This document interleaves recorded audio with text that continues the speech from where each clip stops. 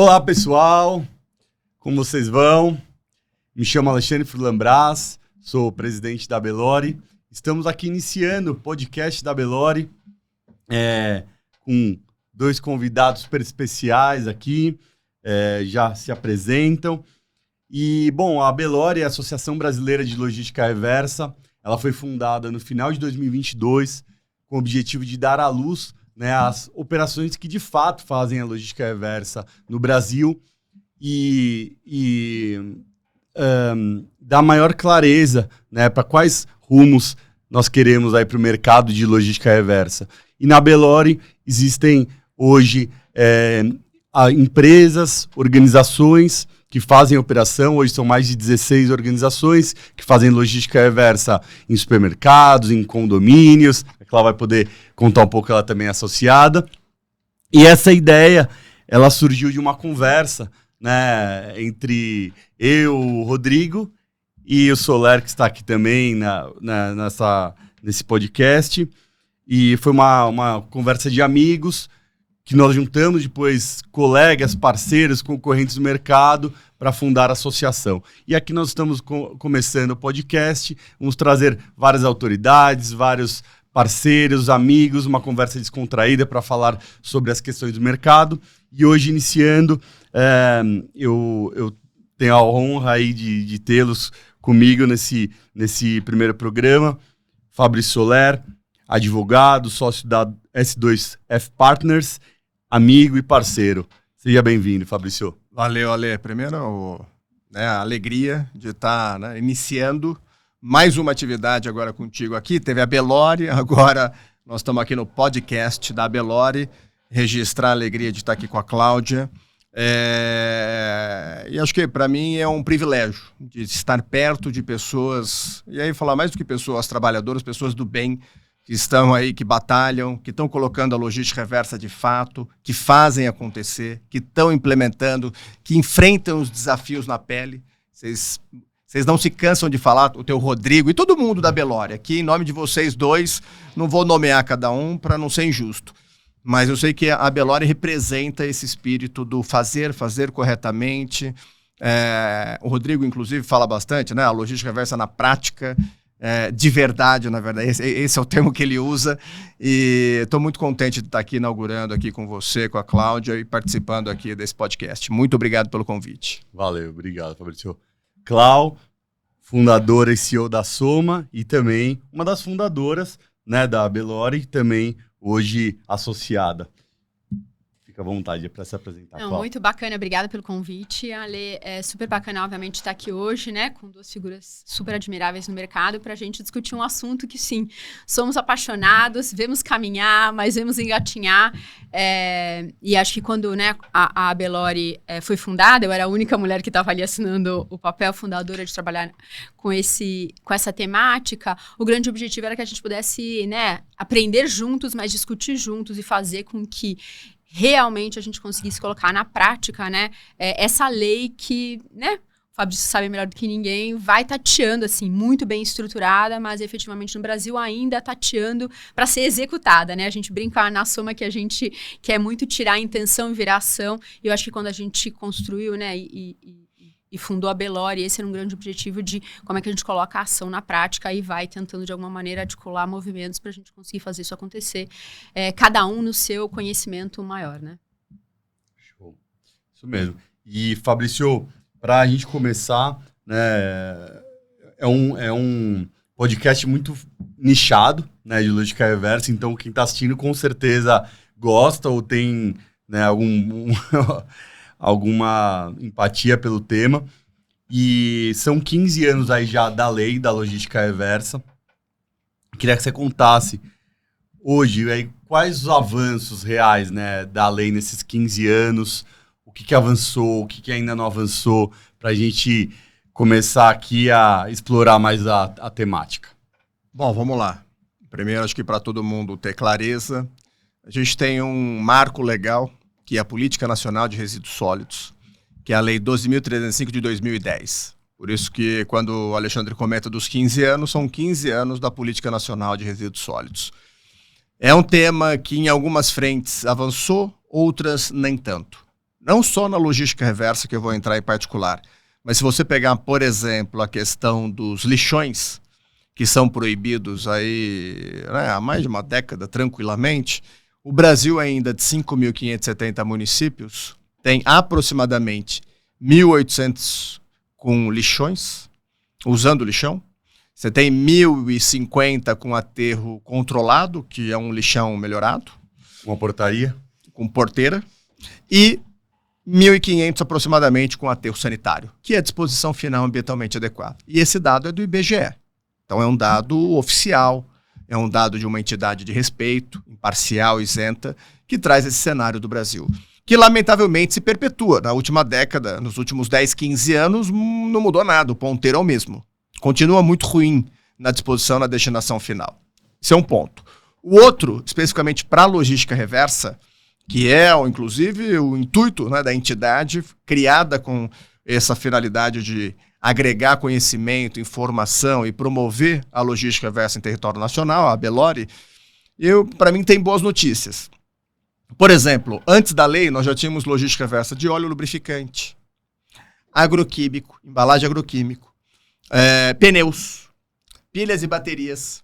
E depois da Política Nacional de Resíduos Sólidos, depois de 2010, nós tivemos logística reversa de lâmpadas, embalagens em geral. Aí, para todo mundo entender, que aquela embalagem do alimento, da bebida, do cosmético, do produto de limpeza, são aquelas embalagens que estão na fração seca de casa, do lixo domiciliar. Eletrônico, medicamentos. Então, nós tivemos um avanço da regulação, de fato. E constantemente tem que ser aprimorado, porque a gente vai enfrentando desafios diuturnamente, vários. Vocês dois que são referência na logística reversa de embalagens sabem disso. Infelizmente, ainda tem um gap entre o que a lei determina, fabricante, importador, distribuidor, comerciante, o descarte, o consumidor participando do processo, para o que de fato é recuperado e encaminhado para a reciclagem. Né? Nós temos ainda uma assimetria, não só de informação, como de obrigação. Mas outros sistemas estão avançando bem. Eu vou dar um exemplo aqui de medicamentos. Medicamentos, em 3 para 4 anos, o setor conseguiu implantar no Brasil mais de 7 mil pontos de recebimento em farmácias e drogarias. 7 mil! Farmácias e drogarias hoje já participam do sistema de logística reversa de medicamentos. É um número que nos orgulha. Entendeu? Então, de um lado, eu trago uma informação... Não é o resíduo de saúde, o medicamento vencido. Exatamente. Bom ponto. Qual que é o objeto da logística reversa? É um medicamento que está em casa. Em fim de vida, perdeu a validade, sobrou, esse eu vou levar na farmácia, na drogaria e fazer a entrega, fazer a devolução. É esse. Não resíduo de serviço de saúde. Esse medicamento. Então, você já imaginou em 4 anos mais de 7 mil pontos de operação? Esse é um número muito superlativo no Brasil. Só que desse lado é uma informação digna de celebração, do outro, por isso que eu comecei, a primeira informação é 3 mil municípios aproximadamente com disposição inadequada. E quando eu estou falando lixões, aterros controlados, eu estou falando em contaminação de água, contaminação do solo, comprometimento da saúde pública. Então, eu estou falando de uma mazela que não faz sentido em 2025, o país sede da COP 30, ainda tem um cenário como esse. Mas a logística reversa impulsionou mudar o ponteiro da taxa de reciclagem? Eu acho que aí é uma pergunta que, na minha opinião, será respondida muito em breve. Porque nós não temos um sistema integrado nacional que consolide toda a informação. Tem o SINIR, que é um sistema nacional de recebimento das informações, mas elas ainda não estão integradas, não estão consolidadas. Especialmente a partir da criação da figura do verificador de resultados em 2023, começou a melhorar um pouco o tracking dos resultados da logística reversa, para você ter uma informação melhor. Por exemplo, se não me engano, no ano passado, os sistemas de logística reversa de embalagens aproximadamente recuperaram 1,5 milhão de toneladas. Só logística reversa de embalagens que reportam para o governo. Assim, ainda uma fração pequena, mas já é uma sinalização importante de informação, de ter a informação. Então, se mudou o ponteiro ou não, Ale, na minha opinião, eu acho que nós vamos ainda, talvez mais uns 2, 3 anos aí para ter mais clareza. Cláudio, deixa eu te perguntar agora, você contar um pouquinho da sua história, né, de como você abriu a Soma, e também o que mudou para você nesse desse caminho aí, desde a implementação da logística reversa. Eu não sei se você se você abriu antes ou depois da lei. Depois. Depois? Conta aí sua história. A história é isso, né? Eu trabalhei durante quase 20 anos como executiva em grandes empresas de consumo final. No finalzinho da minha história na empresa, eu fiz uma migração de carreira e fui estruturada a sustentabilidade, onde eu trabalhava. E, obviamente, a lei estava nascendo. Então, eu realmente fiz minha migração em dezembro de 2009, eu recebi o chapéu de, beleza, vamos estruturar isso aqui no Brasil.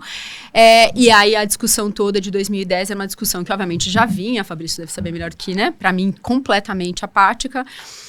Eu comecei a entender, e aí eu estava nessa discussão da lei, sentada, inclusive, do lado das empresas, de, olha, como é que a gente vai responder, e se a gente quer responder, por que responderemos e como responderemos. E aí eu realmente comecei a entender essa cadeia como um todo. Então, Você era da área ambiental?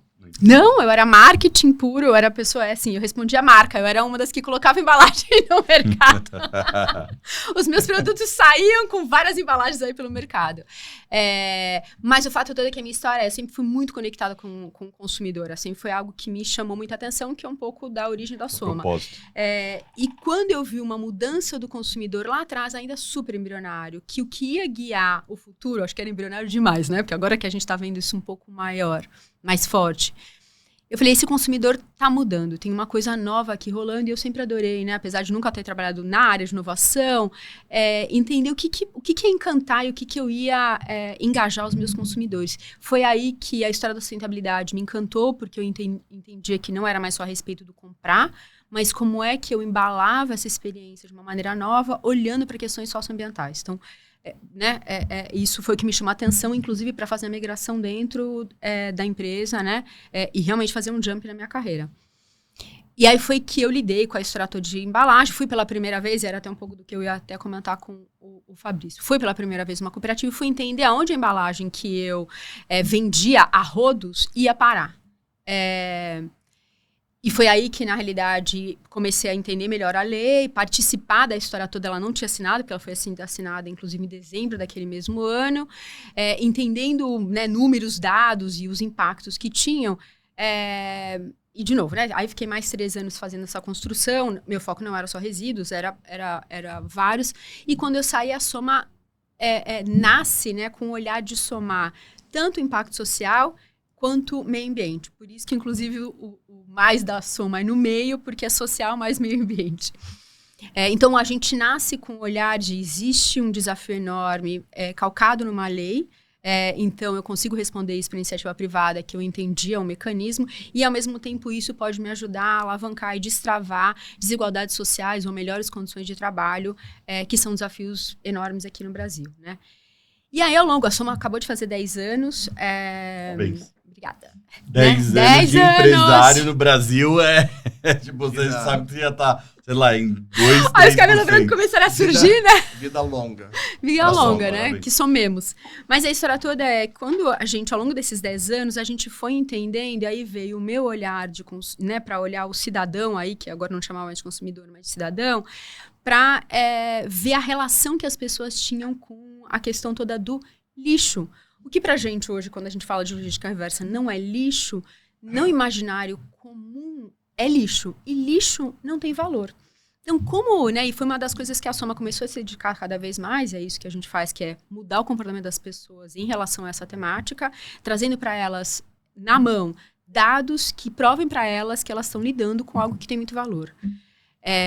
Então foi aí que começou a minha história, é isso que a Soma faz. Hoje a gente também está dando uma mudada de modelo de negócio, onde a gente durante muito tempo operou e executou o que a gente chamava de casas Somas, que são pontos de entrega voluntários evoluídos, né? Não pontos de lixo voluntário, onde a gente tem visto que esses pontos acabam trazendo lixo, porque as pessoas não têm letramento para separar. Em lugares onde a gente valorizava a atitude do cidadão, né, como um cashback reverso, um CRM reverso, onde ele levava a sua embalagem, aquilo era valorizado e ele podia trocar por diferentes, e pode trocar por diferentes tipos de insumo. E aí a gente está evoluindo agora para não ser o nosso programa proprietário, e sim ser um programa que a gente possa, ou que já está fazendo, inclusive, de personalizar para qualquer ator. Então, hoje a gente já tem personalização num bairro daqui de São Paulo, onde o bairro entendeu o seu desafio, o seu problema com a questão toda de resíduos sólidos e quer mobilizar a sua comunidade ali em torno para fazer a diferença. Então, a gente personalizou o programa, implantou o programa no bairro 3 semanas atrás. A gente faz isso numa fábrica de uma grande indústria para ela trabalhar com a comunidade do entorno, mas também envolver os seus colaboradores, porque no final do dia, todos nós somos consumidores, todos nós descartamos os nossos materiais. Então, todo mundo tem que ser envolvido, principalmente, né, quem tá ali, seja na iniciativa privada ou no poder público, para assinar a caneta e mudar essa regra do jogo. Você já estava inserida, né, então, toda essa história. Mas você sentiu que avançou aí ao longo desses anos? Sentiu que teve mais demanda de mercado? O que eu sinto é que as pessoas estão mais... efetivamente mais conscientes e estão mais preocupadas, porque estão vendo as evoluções acontecerem mais. E eu acho que pós-pandemia as pessoas entenderam o impacto que efetivamente o lixo tem na nossa sociedade, tá? Então, assim, eu vejo ainda, eu vejo muita coisa interessante acontecer, a gente, né, assim, de novo, né, 10 anos você tem 15, com muda e tal. Nesse período, obviamente, a gente viu até a própria concorrência, até várias outras startups como a gente nascerem. Então, sim, o mercado está mais demandante, porque quando aparecem novos negócios é porque o mercado está mais atrativo. Mas ainda o que eu tenho sentido muitos desafios, e aí por isso que também queria perguntar isso para o Soller, que de um lado, eu tenho muita interação com o poder público, né? Porque a gente acaba fazendo isso, sim, em espaços privados, mas também em grandes cidades. A gente acabou de fazer a personalização do programa da cidade de Salvador, do município de Salvador. E lá a gente tem um gestor público que entendeu o processo e que cada vez mais se envolve. Mas em vários outros municípios e cidades que eu vou, quase nenhum gestor público entende que resíduo sólido tem a ver com vários outros impactos e tem a ver, inclusive, com a economia do município. Então, o que eu ainda acho que está muito departamentalizado. Então, tem um ser humano que vai lá você cuidar da história toda de resíduo. E aí eu acho que isso dificulta, porque isso vira mais nichado, portanto, obviamente, os recursos ficam menores para cada um dos gestores e impossibilita ele olhar a problemática da cidade como um todo, que se eu melhorar a minha questão toda de coleta de materiais que vão para reciclagem, eu tenho um potencial de arrecadação fiscal dentro do meu município enorme. Eu vou reduzir meus gastos com questões todas de água, né, as minhas ETEs eu vou precisar limpar menos água. Então, assim, tem várias coisas que se você fizer um olhar financeiro, holístico, para todos os impactos ambientais, avançaria muito mais. E aí, por isso que eu acho que ainda tem muito pequeno município que tem esses desafios, porque para mim falta muito letramento entendendo, olha, essa temática, ela não tem a ver com consumo e descarte, ela tem que a ver com muita contaminação. Ninguém faz a ligação de o quanto que se gasta no SUS com doenças diretamente ligadas ao lixo. 1,5 bilhões de reais. É muito dinheiro, porque o lixo está em mau lugar. E aí ele vai gerando outras externalidades. Então, eu acho que a gente, né, até como associação e a Belor, precisa letrar muito mais esses gestores públicos, que às vezes é isso. De novo, gente, a gente não aprende na faculdade, né? O assunto, anos atrás, era um assunto realmente. Tá ali, produção de lixo, tá, bota o caminhão, levou, e eu não vejo mais. Né? O assunto nesse sentido mudou, ele não é mais transparente, né? Então aí eu queria te perguntar, Fabrício, você sente que quando você fala com os gestores isso é ou não é real? E só para complementar e terminar minha fala, incrível os 7 mil pontos da indústria farmacêutica, mas aí vem a minha dúvida, que é o que me encanta. Todas as vezes que eu vou numa farmácia, eu vejo quase sempre esses pontos sem nada lá dentro. Então, existe infraestrutura, as farmácias se articularam, e aí me vem inclusive uma pergunta, que bacana, como é que essa articulação das farmácias pode ajudar a articulação de vários outros setores, né? Então, se eles fizeram bem feito, ensina pra gente como é que a gente bota para outros setores. Mas, ao mesmo tempo, eu vou numa farmácia, e aí eu vou lá naquela caixinha que vejo, a caixinha quase sempre tá vazia, né? Mas, posso te assegurar que está funcionando. Que bom. E acho que assim, o segredo desse funcionamento, na minha opinião, foi a regulação. A regulação trouxe com muita clareza o seguinte: farmácia e drogaria, custeio PEV. Tá claro? O ponto é seu. Distribuidor, quando você leva o medicamento novo, você retira. Então, aqui eu tenho a logística. Sim. Fabricante importador, custeie a destinação final ambientalmente adequada. Isso é responsabilidade compartilhada na veia. Mas cadê o consumidor aí? Pra deixar esses lugares cheios. Aí que tá. Aí nós vamos começar o seguinte, hoje nós temos esse custeio. Qual que é a atribuição do consumidor? Custear a devolução. Então, ele tem que levar. O sistema está disponível, está acessível, está numa capilaridade hoje invejável que nenhum outro setor tem. Agora, é um processo. Eu ouço muito o consumidor que nunca tinha levado e se deparou com um contentor. Não tinha visto, não sabia. É porque nós temos que lembrar também que a gente está tratando de algo para receber, vamos colocar entre aspas, né, lixo. E ninguém quer colocar na prateleira do mostruário da frente, certo? Do mostruário da frente. Ali exato, do mostruário da frente é produto, é valor agregado. Então, você tem que levar em consideração, nós estamos falando do metro quadrado, do espaço da farmácia, que nem sempre ele vai colocar no lugar premium, ele vai botar lá. Então, tem um processo construtivo para isso. Mas o segredo, na minha opinião, foi uma regulação bem feita, um consenso setorial, em que fabricantes, importadores, distribuidores, comerciantes entenderam que tinha ali uma atribuição e optaram por realizar conjuntamente. Diferentemente de outros setores, como você pega embalagens, a gente vê que recai fundamentalmente no fabricante. É isso que é uma coisa que eu ia te perguntar, né? Porque hoje uma dúvida muito do varejo, né, do supermercado, tinha muito essa questão do supermercado quando começou ali o acordo setorial custear o PEV, só que agora o supermercado varejo tem uma outra questão, que é a lógica reversa das embalagens da marca própria dele, né? Queria que você comentasse um pouquinho, porque surge muito essa dúvida, né? Vamos lá, vou dividir aqui o assunto da seguinte forma. Primeiro, o dono de marca, ele é equiparado ao fabricante, ponto. Então, o varejo que produz um produto de limpeza, qualquer produto com marca própria, ele é equiparado ao outro fabricante que ele recebe o produto e põe na gôndola. Então, a obrigação de implementar igual. A atribuição do varejo na época para a logística reversa, no caso de embalagens, era disponibilizar uma área para implantar o PEV. O custeio e a operação do PEV era do fabricante importador. Só que a gente sabe que o PEV, de certa forma, ele é excelente comunicador, sensibilizador. Só que se você for para a conta de volume, neste momento ainda não volta. Nesse próprio exemplo que a Cláudia deu. Pô, eu vejo lá, mas parece que está faltando material. Na embalagem não é diferente.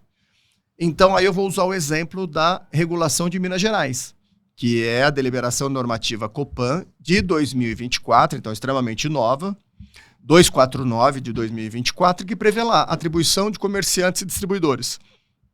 Custear o ponto. Exatamente o que eu falei aqui no caso do medicamento, e que deu certo.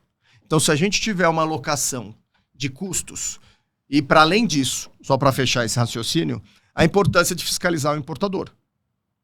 Porque nós temos que lembrar, nós estamos numa economia, né, livre iniciativa, mercado, temos que obedecer às regras, todos. Eu não posso ter um produto chegando no consumidor com e o outro sem logística reversa. Porque um chega com custo e o outro não chega com esse custo. E é isso que é importante para o pessoal que está acompanhando a Belória aqui, ter clareza, é um repasse do custo. As ações de coleta, tratamento, informação, sensibilização, educação ambiental, tudo isso é um conjunto de obrigações do setor privado e que isso tem um repasse no custo. Então, mas olhando para essa perspectiva, e aí voltando à história, que vários países também trabalham com isso, que é por que o varejo entende como um custo? E fala, olha, o consumidor é obrigado a levar ou não e deveria tá mais consciente da história. Sabemos que isso não acontece. O fato todo é que é muito investimento elevado para ir na farmácia comprar mais. Por que esse mesmo mecanismo não convida ele? Traga seu medicamento e você vai ter o desconto no medicamento de volta. A lógica financeira, isso que para mim me chama assim, ela praticamente deve ser a mesma. Porque leve 3, pague 2 custa. Entendeu? Então, entre você fazer leve 3, pague 2 e entenda que existe um novo paradigma que traz o seu consumidor de volta, ele já comprou aquilo. Portanto, ao invés de você leve 3, pague 2, o mesmo valor será 10, né? E um tá de graça. Quando ele trouxer de volta, mantém o mesmo valor. Essa lógica não entende. Então, existe ainda uma lógica que existe um processo linear de consumo, a lei vai sair do céu e vai fazer acontecer. Não é que eu desacredite da lei, mas o fato todo é que se a gente não revisitar a mesma estrutura para usar a lei cada vez melhor, a gente continua. Existe, então, a linearidade, eu só vou vender, e aí não tenho noção do que, né? Por isso, para mim, falta esse letramento de inovar, né? Falei que eu, né? como a gente sempre lidou muito com a casa das pessoas ali, né, dando treinamento, educação ambiental, é uma coisa muito básica. Mas é o que eu falei ali no início, as pessoas se confundiam muito em descartar um medicamento do resíduo hospitalar. Porque, inclusive, assim, praticamente não tem um serviço de coleta de resíduo hospitalar em condomínios, né? Nem é permitido que nem em condomínio comercial, né? E assim, a pessoa, ela fica... Ela não sabe o que ela faz, porque não existe coleta. Aí eu vou jogar no resíduo comum ou no reciclável. Aí a gente fala, não, leva no posto de saúde, esse. E aí o medicamento você leva. Só que você já vê como assim, é tão básico, a pessoa tem confusão primeiro, o que é medicamento vencido, né? O que é resíduo de saúde. E assim, Solero, no final das contas a gente tá falando de... É muito nova, assim, pro tamanho do problema. Foi regulamentado em 2022, né? 2020 começou a ser implementado no final de 21. É recentíssimo. Se você pensar que o país não dá conta de fechar lixão há 5 décadas, por que eu tô falando 5 décadas, 7? É porque desde a década de 50 não é admitido, formalmente. Tem o primeiro código sanitário já não admitia. Então, não deu conta. E aqui nós estamos tratando de uma obrigação do setor privado empresarial. Então, lembrando das responsabilidades compartilhadas, só que o município tem que resolver. Do outro lado, o setor privado tem que avançar. Igual as metas, se pegar para embalagens em geral. Nós ficamos 8 anos com a meta 22%. Né? E agora estamos trabalhando com 30%, 32%, 34%, que agora vai 2028. Então, assim, gradualmente, progressivamente vai ampliando. Então, assim, eu estou confiante de que as coisas estão melhorando. É que esse cenário de lixões, ele é incompatível com isso que nós estamos falando. E o que a Cláudia perguntou assim, dos gestores, é diretamente proporcional, por exemplo, as cidades grandes estão evoluindo com a destinação e as cidades pequenas não? Tem uma relação direta aí? Eu acho que não é cidade grande ou cidade pequena. É gestor, né? Eu acho que acho que tem a questão do gestor, de quem quer fazer, e tem uma segunda que é o seguinte, é enfrentar o desafio. Qual que é o desafio na gestão dos resíduos sólidos na perspectiva dos municípios, especificamente? A cobrança de taxa ou tarifa. Da mesma coisa que acontece com água, esgoto, iluminação. Todo mundo que está aqui acompanhando tem um pacote de dados, né, para acessar o seu telefone, para acessar a sua internet. Se quer assistir a TV, tem um pacote de dados. Perfeito. Lixo é a mesma coisa. Agora, infelizmente, esse é um tema que politicamente falando, não. Politicamente falando, é ruim. A sociedade se acostumou. Se acostumou com o quê? Com a zona de conforto, bicho. Porque é o seguinte, o caminhão passou, tirou o saco de frente de casa. Né? E ó, mas pra onde foi? Não sei. Quem levou? Não sei. Por onde? Não sei. Não, mas não tá na frente de casa. Não tá juntando bicho em casa. Não tá aqui na frente, não tá emporcalhando a frente da minha casa. Então, esse processo, para mim, da cobrança, ele é... Tanto que vocês já devem ter cansado de ouvir. Não, os exemplos europeus de gestão de resíduos. Não tem sistema bom que funcione sem cobrança. Então, mas sem cobrança, mas sem fiscalização. Porque, no final, também. Os sistemas europeus que são realmente, que você fala, gente, isso funciona, é porque é fiscalizado. Porque cobrança sem fiscalização, a gente sabe que também não necessariamente ela evolui. Mas, Cláudio, né? Mas o que antecede a cobrança é que lá cobra e você tem um serviço à sua disposição, você executa, você mantém a estrutura da cobrança e da fiscalização. Você sabe porque a cobrança também tem a ver com o seu nível de serviço. Então, exato, você vai exigir. Exato. Que é o grande gerador que, como deu certo aqui na cidade de São Paulo. Foi a grande sacada. Porque ele falou assim pro condomínio, até tanto eu te coleto, depois disso eu não vou te coletar. A conta é sua. Então, exato, e assim, você trava de uma maneira o jeito que o cara não tem o que fazer. Ele vai ter que contratar um serviço. E aí, né, criou-se um mercado profissional. E ó, São Paulo tem N câmeras. Cidade de São Paulo, as grandes capitais, sim, monitorando. Não só a cidade, como os condomínios todos ultimamente. Mas o que você vê de descarte inadequado, o município limpa 3 horas da tarde, às 4h30 tem descarte inadequado. Entendeu? Então, assim, a população, e aí você vem com a penalização. Entendeu? Quem fez uma esses dias, não sei se vocês tiveram a oportunidade de ver, o Paes, prefeito do Rio, gravou, ele pegou exatamente esse episódio. Já aconteceu em São Paulo, aconteceu no Rio. Mostrou, ó, você tá vendo essa caminhonetinha aqui? Acabou de descartar ali, nós tivemos que limpar e tal. E ele bateu na casa, foi lá visitar o senhor, que saiu com o filhinho, falou, sabe o que eu queria te contar? Isso que você está fazendo, o volume que a gente gasta disso dá para fazer X escolas, X unidades básicas de saúde. Deu a dimensão do impacto que atinge diretamente o cidadão. Você está reclamando, o transporte público não funciona? Não, sim, porque eu tenho que cuidar da sujeira dessa... Volto ao ponto que eu disse, assim, o gestor público e a população não tem noção de que essas contas são totalmente coligadas. Não, tudo se fala. Tudo se fala. E não é só a conta do lixo, né? As várias outras contas que, obviamente, a gente está vivenciando no nosso país como um todo. A gente não percebe que o A e o B, eles efetivamente estão conectados. Então, nesse lugar, assim, a população como um todo, seja gestor público, seja população geral, né? Porque no final é o que você tá naquele momento, eu tô como gestor, eu tô como CEO, eu tô como empreendedor, ou o que for, mas eu sou, né?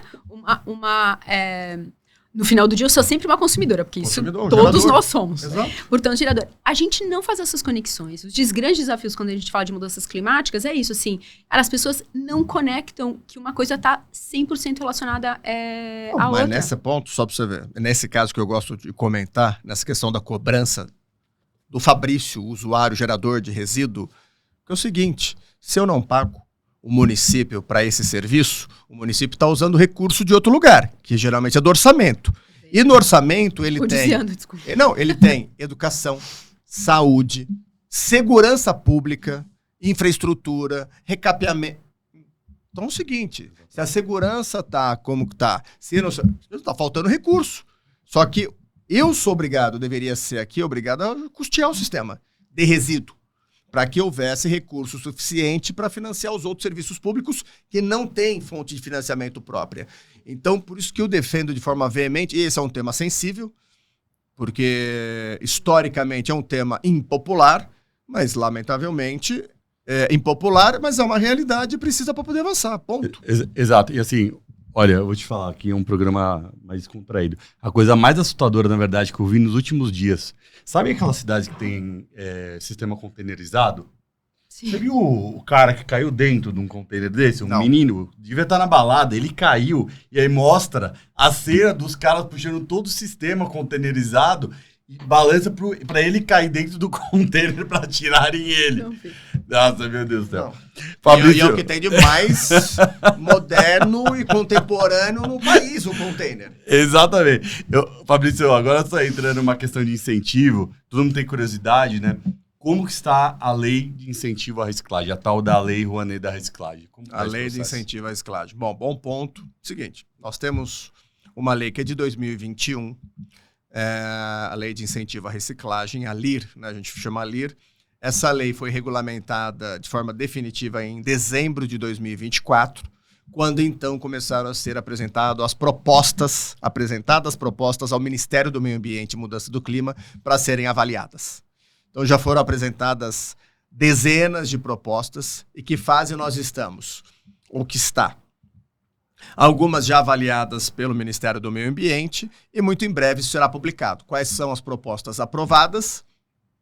Inicia-se o processo de captação, né, e as reprovadas que vão precisar de reapresentação ou ajuste. Fato é que, para deixar claro para todo mundo, como o Alexandre colocou, é conhecida como Lei de Incentivo à Reciclagem ou Lei Rouanet da Reciclagem, que permite para as empresas deduzirem 1% do imposto de renda devido em projetos de reciclagem.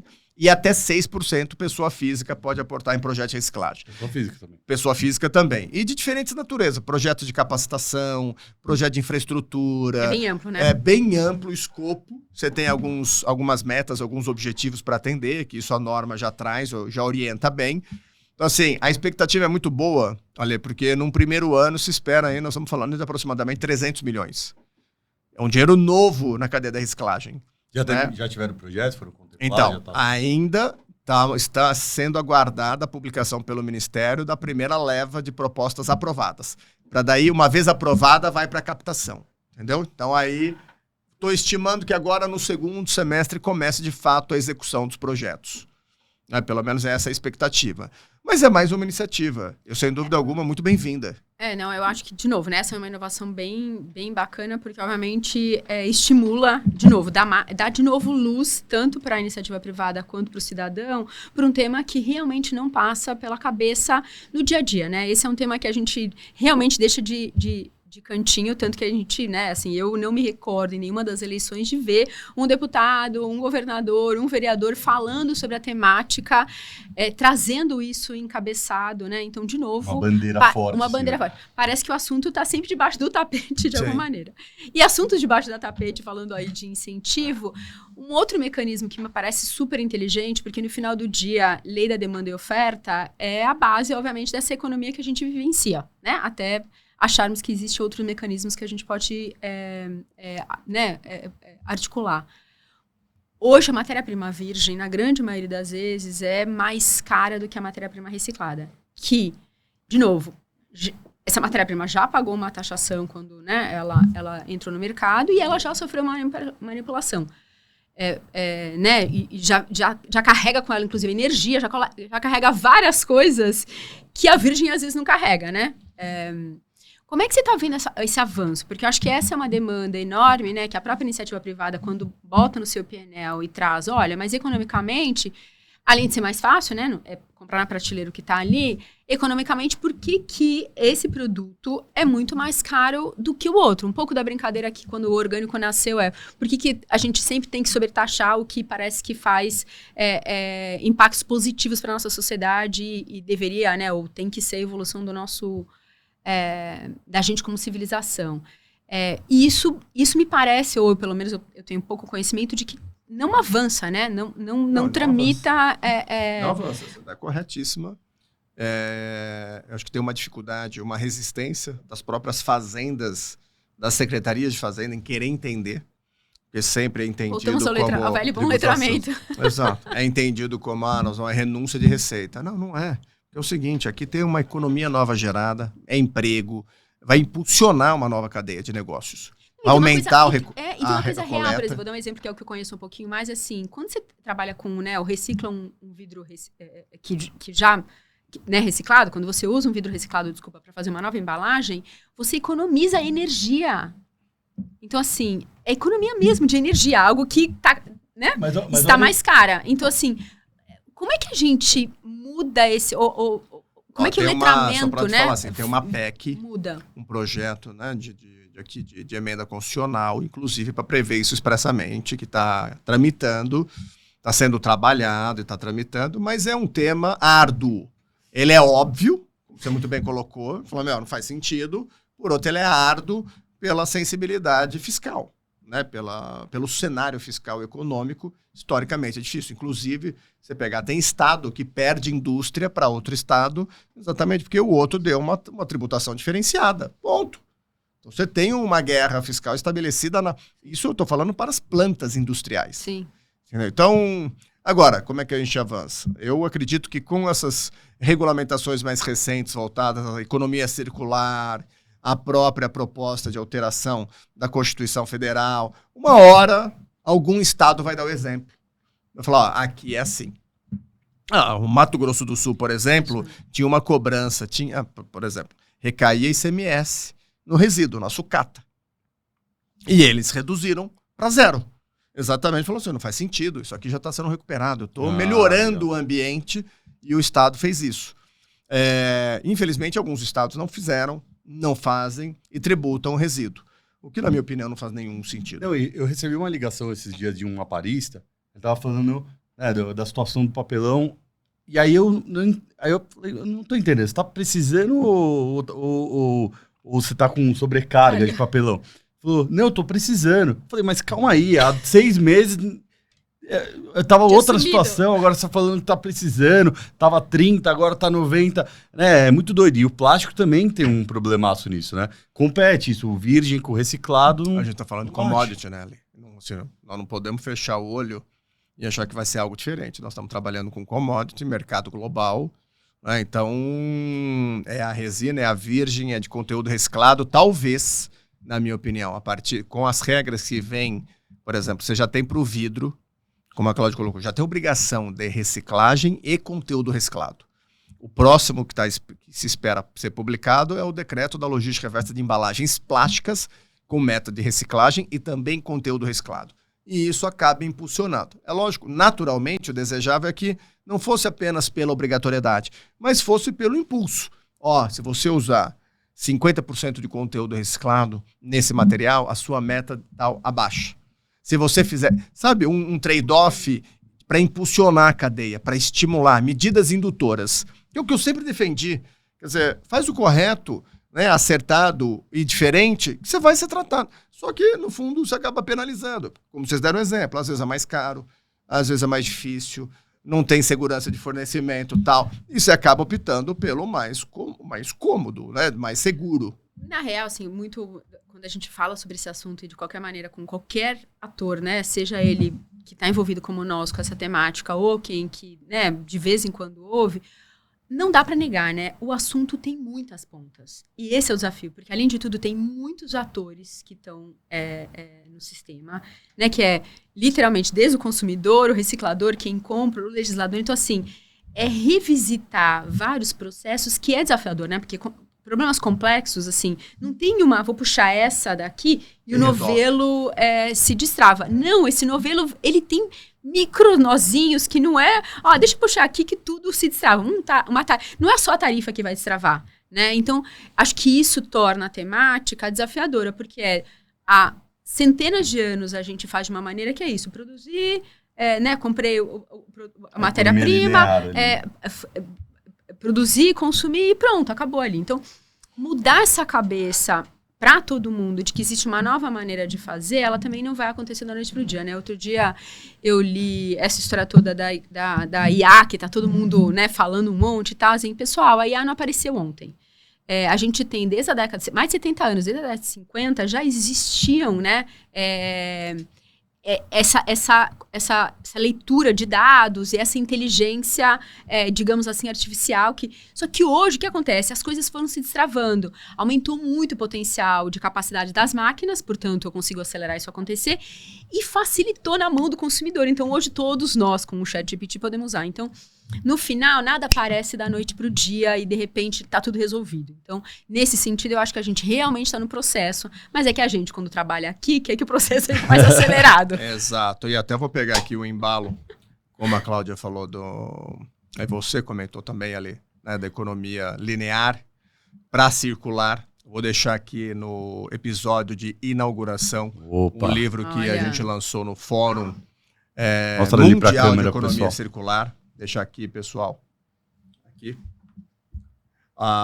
Do Instituto PNRS, Instituto da Política Nacional de Resíduos Sólidos, Instituto Brasileiro de Resíduos Sólidos. Nós publicamos Resíduos Sólidos no contexto da economia circular. Então, acho que a gente começa aqui com o pé direito aqui no podcast da Abelore, trazendo resíduos na pauta da circularidade. Fabrício, não tem como a gente não comentar disso, porque a gente fala muito também na Abelore, dos créditos de reciclagem. Como está essa temática, como está sendo tratado, como evoluiu, quais são os desafios de rastreabilidade, do crédito realmente pós-consumo. Conta um pouquinho aí da sua visão, como está. Não tem uma mais fácil depois dessa? Dá uma solução para o universo. Não dá pra acessar? Dá pra dar outra. Sabe aquele tema que fala? Não, certeza que vamos comentar sobre o crédito da reciclagem. Fala alguma coisa, pelo menos, vai pra...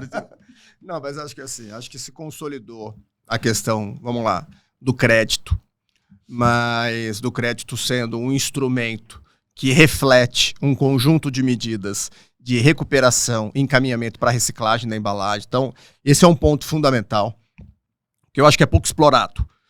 O crédito é apenas a configuração, é a transformação de coleta, armazenamento, envio para reciclagem, que você vai emitir um documento chamado crédito, que tem tudo isso para trás. Tudo que é feito, devidamente lastreado. A consequência, né? Exato. O crédito é o papel que chegou lá na frente depois de tudo. O difícil está para trás, não o crédito. E eu vejo pouco debate nesse assunto, debate qualificado. Eu acho que o Ministério do Meio Ambiente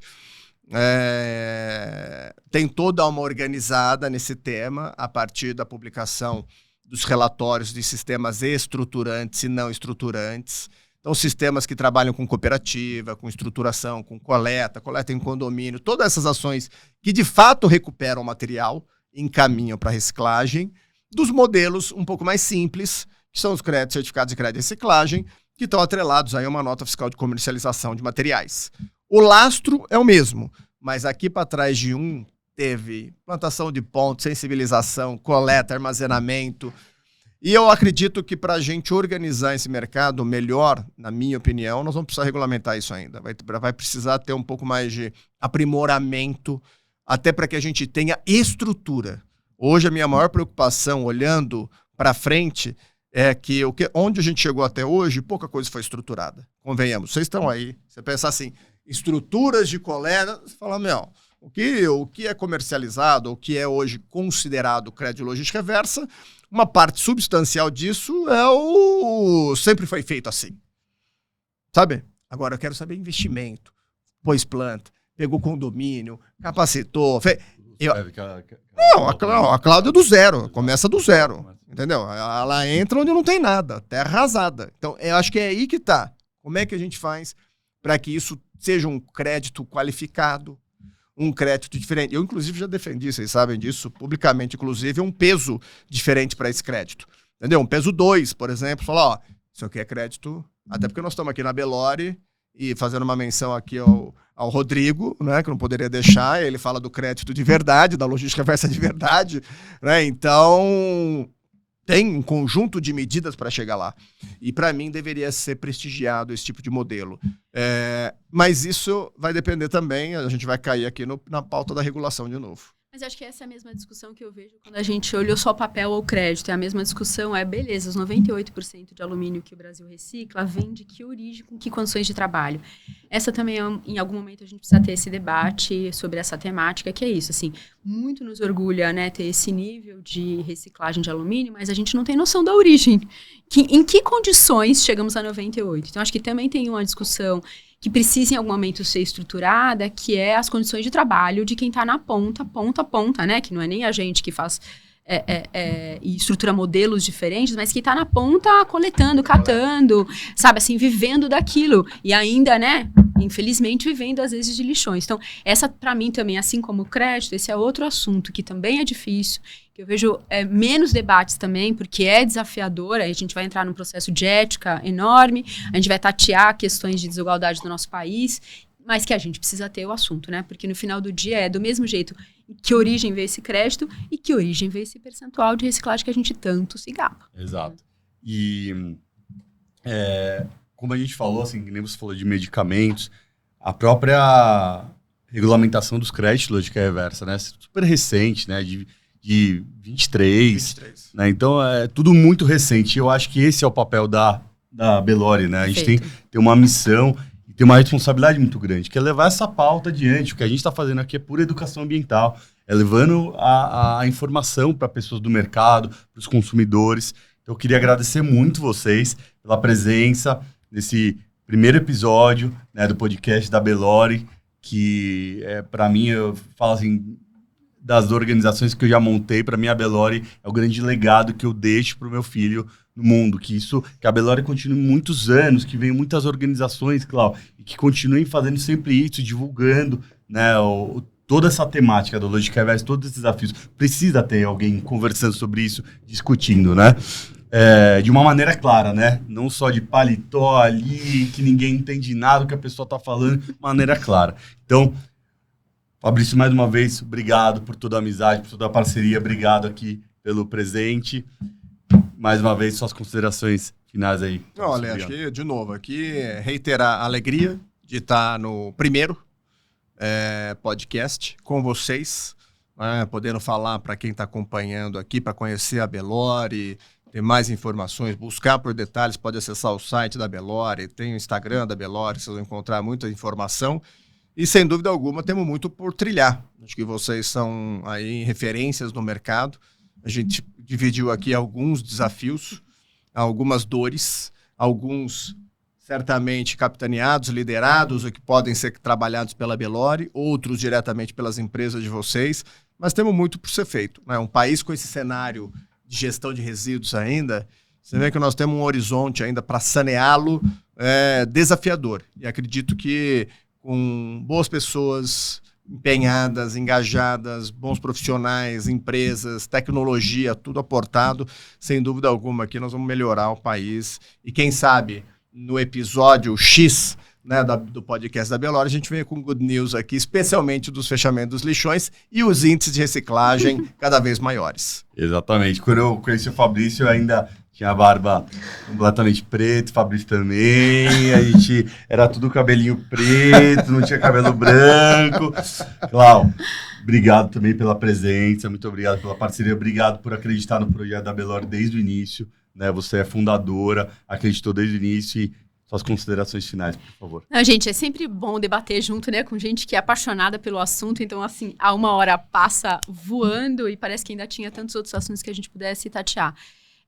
Acho que é super importante, né, olhar para a questão, acho que a Belor pode trazer uns assuntos de melhorar, inclusive, letramento e conseguir trazer, né, de maneira mais simples para todo mundo. E meu grande desejo é que o assunto saísse, né, de debaixo do tapete e ele começasse a ser conversado mesmo, e não até para curiosidade, porque quando você tem curiosidade é porque você começa a se interessar por algo. Então, acho que a Belor é um lugar onde, sim, são pessoas que hoje trabalham com a temática, mas tem esse poder de poder engajar mais gente de alguma maneira para desmistificar esse monte de... Não, isso não funciona, isso não tem nada, tá? Então, a gente também precisa tirar vários mitos que eu acho que eu vejo muito acontecendo, né? E eu, como uma apaixonada por comportamento do consumidor, me coloco à disposição para tentar ajudar nesse processo de tirar essas crenças, de tirar esse monte de olhar negativo que tem para a temática, né? E nesse sentido, como até a última mensagem, acho que é muito legal a gente também trazer cada vez mais para perto a imprensa, que acaba trazendo sempre uma imagem muito... que as pessoas querem se afastar dela, né? Porque é notícia ruim. Como é que a gente traz cada vez mais notícias boas de que tem coisas muito legais? De novo, tateando, mas que tem uma evolução. A gente, como cidadão, como pessoa, adora ver que as coisas estão caminhando, né? Então, acho que a gente também precisa fazer esse convite com a Belor para poder, olha, gente, deixa eu contar coisas diferentes. Que é isso? O problema não está resolvido, mas tem gente realmente fazendo isso tudo acontecer. Qual? Então, o seu Instagram, o site da Soma? O Instagram da Soma é @soma.vantagens. O site também é a mesma coisa, www.somavantagens.com.br. E da S2F? S2Fpartners.com.br. E Fabrício _Soler no Instagram. Vamos estar aqui super ativo.